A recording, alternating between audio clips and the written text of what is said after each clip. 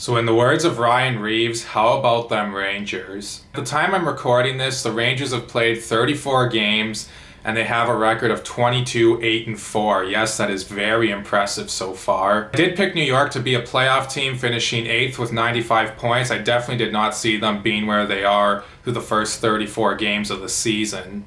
A big reason for their success has been goaltending and special teams. Their power play has been clicking along at 25%. That's good for 7th in the league. And their penalty kill has been 84.9%. That's good for 4th in the league. Now, a lot of the Rangers' wins early on, let's say, were of the ugly variety. Igor Shesterkin and Alexander Georgiev, especially Shesterkin, was really holding the Rangers in it most nights. And the Rangers would find timely scoring and find a way to win games where they were getting almost doubled in the shot clock. Another reason for the New York Rangers' success is Gerard Gallant and his coaching staff being proactive.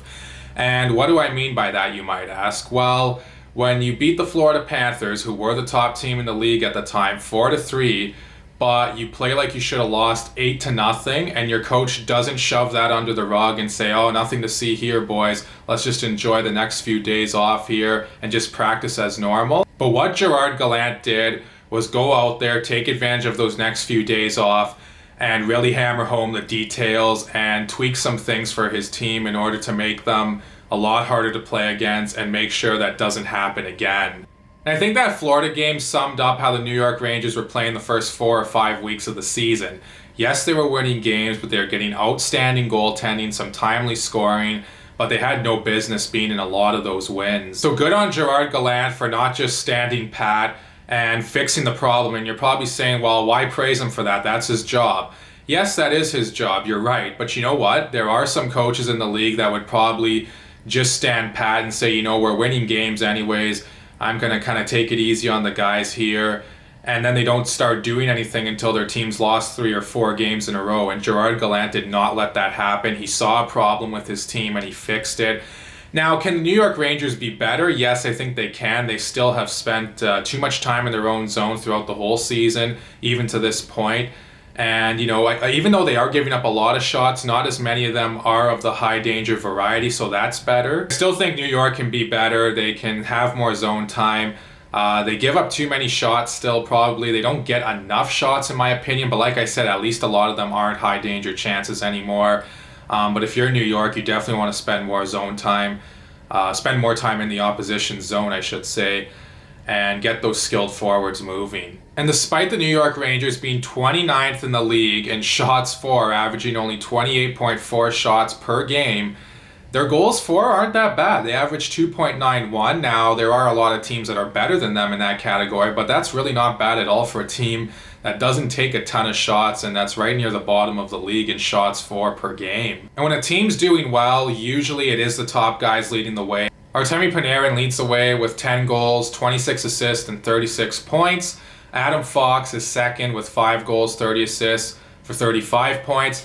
Adam Fox has just been outstanding for the New York Rangers. I mean, obviously, he won the Norris Trophy last year, and when you win the Norris Trophy, when you're the age he was, that's very impressive as it is, and he's continuing that on this year. I don't know if he'll win it this year again. Usually they don't give it to a guy 2 years in a row just because, they don't want to do that, it seems like sometimes. There has been cases in the past where I felt maybe certain defensemen have deserved a Norris Trophy 2 years in a row, but they haven't given it to them. Chris Kreider has 20 goals and 11 assists for 31 points, so he's selfish. He doesn't like to pass the puck. All kidding aside. Kreider, though, unbelievable season so far. 20 goals. I didn't realize how hot he was. I knew he was having a good season, but I didn't realize he was playing that well, putting up that many goals. And leading up to the trade deadline of 2020, a lot of people thought Kreider was going to be traded by the Rangers and the Rangers were going to continue their rebuild. That was not the case. New York made the right decision holding on to Kreider. Sometimes when you strip it right down and you trade out absolutely or almost everybody anyways on a rebuild, it takes some time to come back from that. Not everyone does the quick turnaround like the Maple Leafs did, where they got rid of everybody and then, they became a cup contender in like 3 years or something like that. I think it is good to hold on to some good veteran players if you can, and New York did a good job of doing that throughout their rebuild. Speaking of good veteran players, Mika Zibanejad has 11 goals and 19 assists for 30 points. He's heating up. That's a good sign for the Rangers. They're going to need him going forward. Ryan Strome has 8 goals and 18 assists for 26 points. He's an unrestricted free agent at the end of this season. I imagine the Rangers hang on to them if they're in a contending spot, which I assume they will be by the trade deadline. Unless if there's a trade scenario where maybe, they trade Strome and a prospect and a draft pick or something to a team for a better player, maybe for a really high-skilled player or something like that. No offense to Strome, but, maybe if New York wants to upgrade the offense a little bit more, they could look at something like that if that opportunity was to present itself. And I think Lafreniere has had a okay start to his career throughout the first season and a half of it. Obviously, there's a lot of expectations for this guy when you're first overall. There's kind of this unfair expectation that you should be like an Austin Matthews or a Connor McDavid. And not that he's ever probably going to be like those guys, but, more or less you should be really good out of the gate. You should be like a 25, 30 goal, 60-point guy, in your first year as an 18-year-old.